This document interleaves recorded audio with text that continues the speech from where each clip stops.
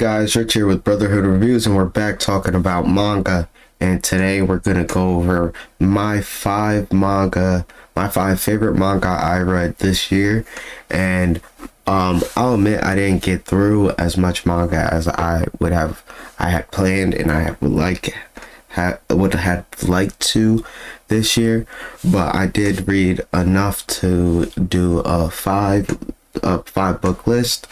And they are going to be done in like 5 to 1, so fifth being like, I guess it's not worse because it's a top 5, but like my least to my best being number 1, which is going to be the last one.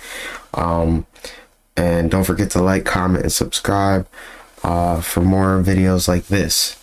Now for number 5, it is The Strongest Sage with the Weakest Crest. That'll focus. The Strongest Sage with the Weakest Crest. I had this was honestly probably one of my first hauls, and I had picked it up off a whim because the name sounded cool. It's not a isekai, it's a reincarnation. So pretty much the main character was the strongest sage, but the crest determines on like how powerful you technically are, and he technically had the weakest one, but he was the strongest sage at the era he was. So he did a spell to reincarnate himself to get a better crest, and he had ended up getting the crest he wanted on the first go around. And it turns out the demons that he pretty much didn't finish off, because he nearly eradicated all demons and main threats to the human race while he was alive. But the demons organizations that was left behind ended up infiltrating human society and dumbing down the magic, so it wasn't as powerful or as potent, and people didn't understand or do as much as before. So it really shows him going around finding out little bits and pieces of information of that, and picking up a lot of materials and things that he made back in the past. It's very cool. He has these 2 chicks who he meets and ends up befriending, and it's a very quirky story from there. He actually he's falling in love with one of them, so it's a very interesting story. I haven't finished it yet, but I did read like the first 5 books and watched the whole anime, but I want to rewatch it and do a video on that, but that's separate. But that's Strongest Sage with the Weakest Crest. I highly recommend people check it out. I do prefer the manga over the anime, but that's because the anime, I guess it flushes out a lot of more of his childhood in the manga, and it doesn't breeze over certain spots that I actually enjoyed in the manga than in the anime, where they just like, okay, skipped over it, or just did a montage or something like that of it. Now for book number 4, this one I only read book volumes 1 and 2, but I still think it deserves to be on this list because it is just that good. The King's Beast. This is possibly one of my favorite stories that I have read so far, in terms of what's happening so far. Now because you can't really see because of the now this person right here, I forgot her name, but she is a beast person. They call them Ajins in this book.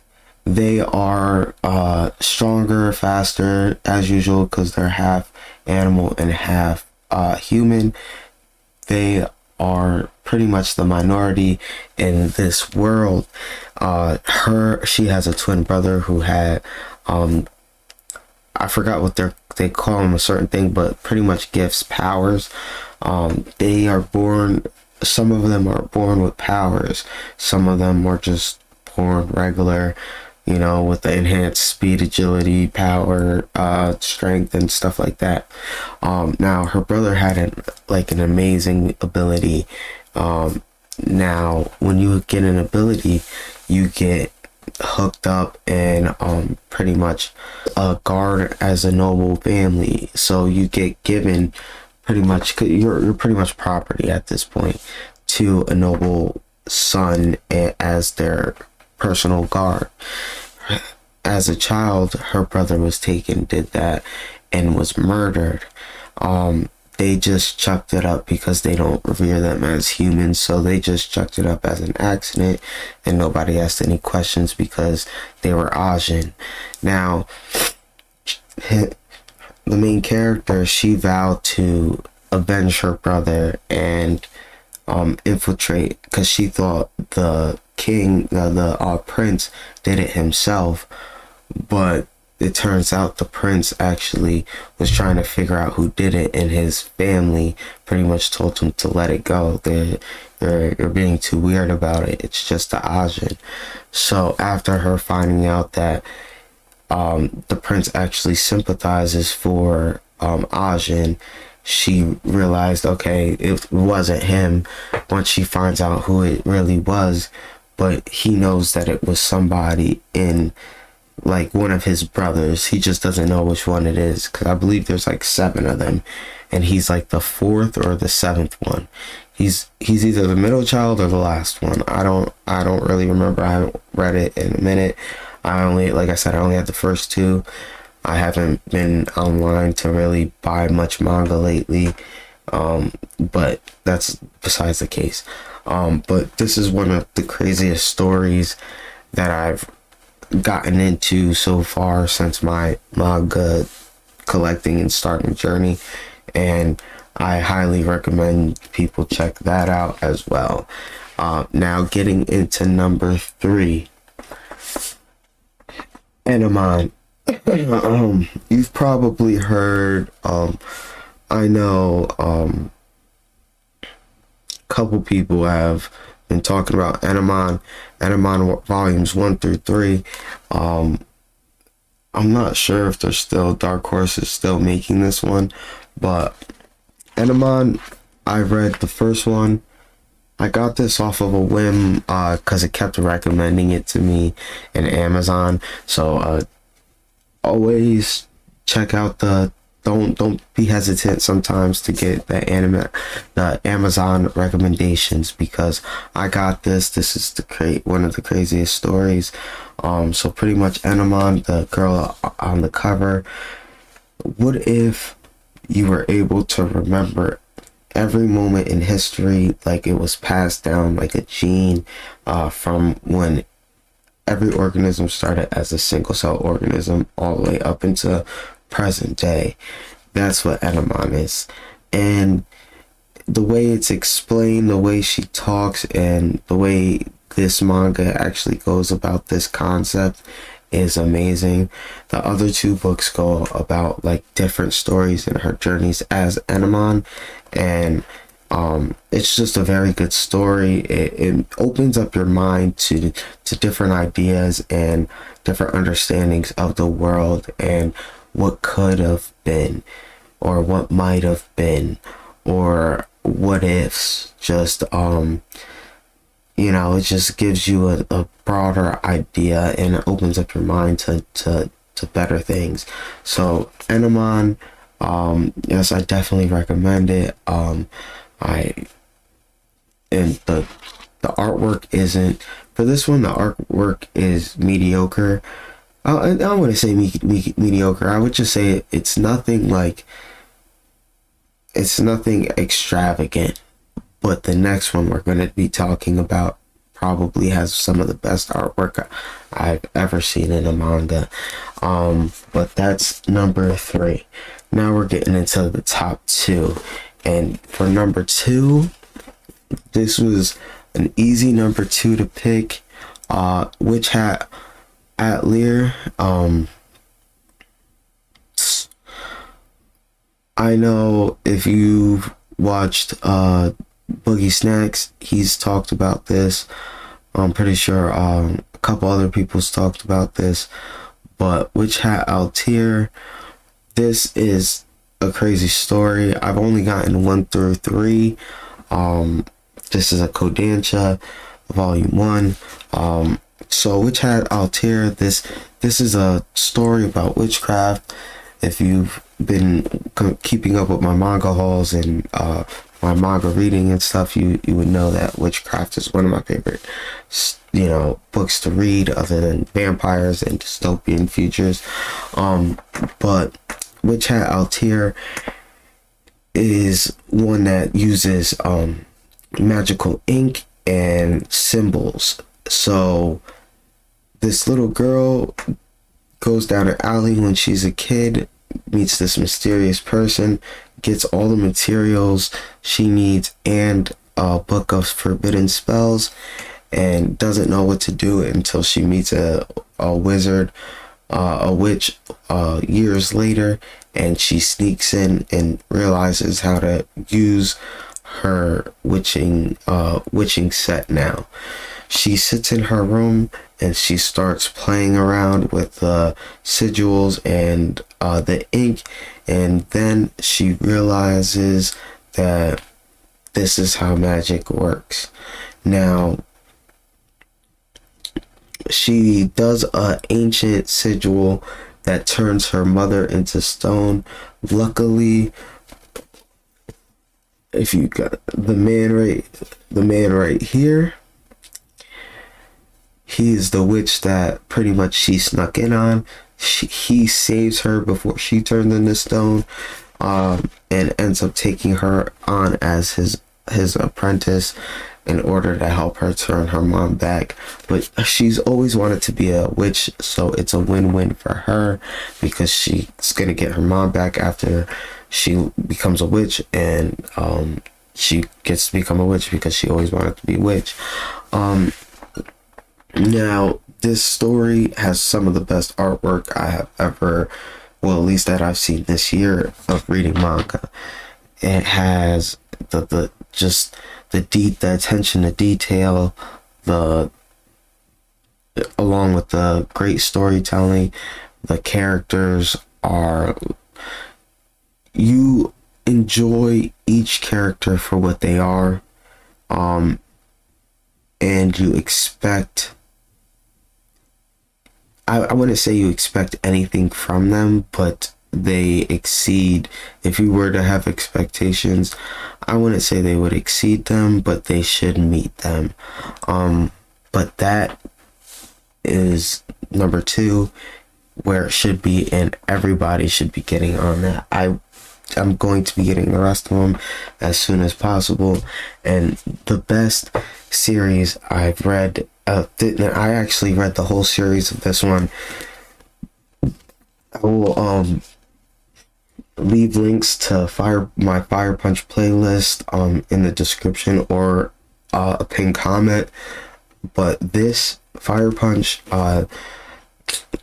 Tatsuki Fujimoto, creator of Chainsaw Man, yes, Fire Punch is the best manga I read this year. This dystopian future that gives you amazing powers, amazing abilities, an amazing story. The side characters, you get lost in what's happening in this world to realize that this is just a weird love story in a way that's not really a love story, but it turns out to be an amazing experience all in all, and it makes you understand how important education really is. Now that goes for my rant on how much I love this series, but truly Fire Punch is a story where it goes about on about the main character who you see on the front, whose alias is Fire Punch. His real name is Agni. Agni is a boy who has a regenerative ability that they call gifts. Yes, I believe I'm pretty sure they call them gifts in this manga. Oh no, blessings, sorry, not gifts. So most people are born with a blessing. From what I can tell from reading the manga, the most common blessing is the regenerative blessing. Now, with the regenerative blessing, that means exactly what it is. You can't technically die. They can't starve to death.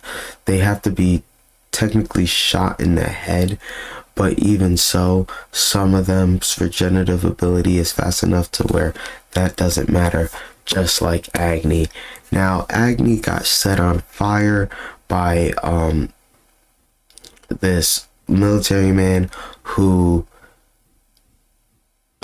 name is Doma, who had a flame ability, but his flame ability didn't allow the flame to go out until the fire was extinguished of whatever it was that was on fire. Agni's healing ability was so strong, and his hatred for Doma was so strong, that he was able to regenerate faster than he can burn away. Now, with that being said, he ended up being a fireman, hence Fire Punch. But since the flames were ever burning, the only thing, he couldn't touch anybody because they would set on fire and burn to death. Now, there was a whole religion set behind him as well, through his actions as Fire Punch, being this flaming man, which I go over in the playlist, so I'm not gonna go over all of that now. But this story, all in all, just shows what happens, and the conversation specifically he has with Doma, when it gets to the point where he needs to talk to Doma, because I'm just giving you the overview. I will be making more videos on the characters in this, but I just wanted to just give you the gist of what's happening. But there's a lot that happens in this manga, and I highly recommend that. It'll give you a new appreciation on life and just education. And it's not just like going to college. And when I say education, I definitely don't mean going to college. It has nothing to do with going to college. It's just basic education, knowing your laws, knowing how to cook, knowing how to fend for yourself, knowing how to clean and bathe properly, just educating yourself on normal things. You would think that this is something that everybody knows, but it shows you that it's not. Like, certain things can get lost under certain extreme conditions, and it just I highly recommend it. I can't talk about it enough. This is gonna make if I continue on with it, it's gonna make this video way longer than I want to edit. But I hope you guys enjoyed this video as much as I did. I hope you guys have put one of these in your top 10 or whatever, and let me know your thoughts in the comment section below, and have a good day, time, night, whenever you guys are listening to this. Thank you.